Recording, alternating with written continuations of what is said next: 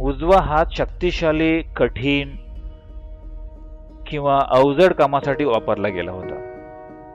डावा हात नाजूक, सौम्य कामासाठी वापरला गेला होता. पण हे योगाचं तत्व आहे की तुम्ही कठीण कामांसाठी तुमचा डावा हात वापरू नये. कारण डाव्या बाजूला हृदयाचं कार्य करायची जबाबदारी आहे, जी काही सामान्य गोष्ट नाही.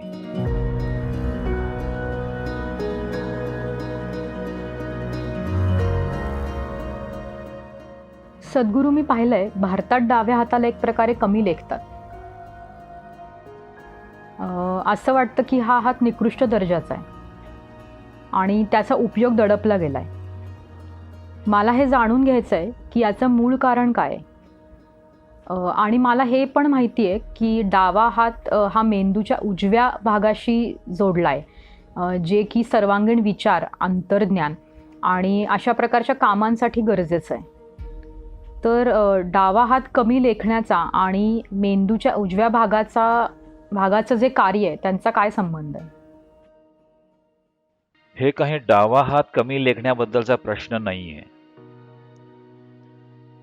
दोन्ही हातांचे वेगवेगळे उपयोग आहेत. आता सर्व भारतीय लोक माना खाली घालतायत.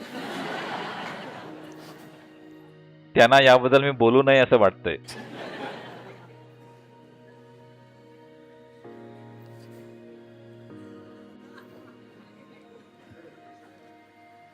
आणि पूर्वी एवढी शक्तिशाली जंतुनाशक सुद्धा नव्हती. तर डाव्या हाताचा उपयोग एका विशिष्ट कार्यासाठी केला गेलाय. एवढंच नाही, उजवा हात शक्तिशाली, कठीण किंवा अवजड कामासाठी वापरला गेला होता. डावा हात नाजूक, सौम्य कामासाठी वापरला गेला होता. ही काही सांस्कृतिक गोष्ट नाहीये, पण ती काळानंतर एक सांस्कृतिक गोष्ट बनली आहे. पण हे योगाचं तत्व आहे की तुम्ही कठीण कामांसाठी तुमचा डावा हात वापरू नये. hard things. हे असं का? कारण तुमचं हृदय ते डाव्या बाजूला आहे की उजवीकडे?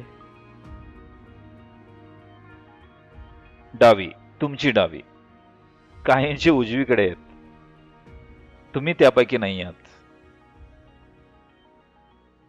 हृदयाचं कार्य डाव्या बाजूला असल्यामुळे, आणि जर तुम्ही डावखोरे असाल, जर तुम्ही तुमचा डावा हात वापरत असाल अधिक कठीण, शारीरिकदृष्ट्या कठीण कामांसाठी, तर अशा एका वैज्ञानिक परीक्षणातून आढळून आले की डावखुरे लोक उजव्या हाताच्या लोकांपेक्षा सरासरी 7 वर्ष कमी जगतात.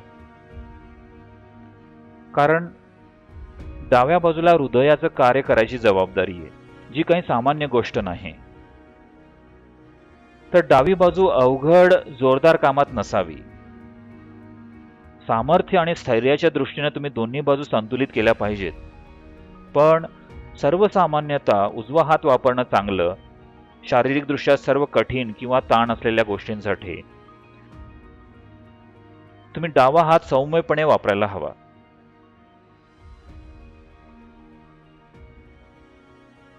बऱ्याच कामांमध्ये ज्यात समतोल आवश्यक आहे, तुम्ही पाहाल आपल्या संस्कृतीत लोकांना दोन्ही हात वापरायला भाग पाडलं.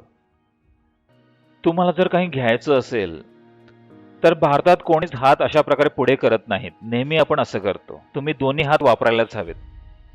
जर तुम्हाला काहीतरी द्यायचं असेल तर तुम्ही नेहमी असं देत नाही. तुम्ही तुमच्या दोन्ही हातांनी देता. तर जिथं कुठे समतोलाची गरज आहे तिथे तुम्ही तुमचे दोन्ही हात वापरता. कोणतीही गोष्ट ज्याला शारीरिकदृष्ट्या कठीण कामाची आवश्यकता आहे तिथे तुम्ही उजवा हात वापरता. इतर काही कामांसाठी तुम्ही डावा हात वापरता. तर ही एक जाण आहे जी शरीराच्या विशिष्ट प्रकारच्या निरीक्षणातून आली आहे. तुम्ही तुमचा डावा हात वापरल्यामुळे तुमचा डावा मेंदू किंवा उजवा मेंदू सक्रिय होत नाही. हे या प्रकारे कार्य करत नाही. नाहीतर सगळे डावखुरे लोक अतिशय बुद्धिमानी झाले असते Boom. त्यांच्या मेंदूंमध्ये. सर्रास असं काही घडत नाही.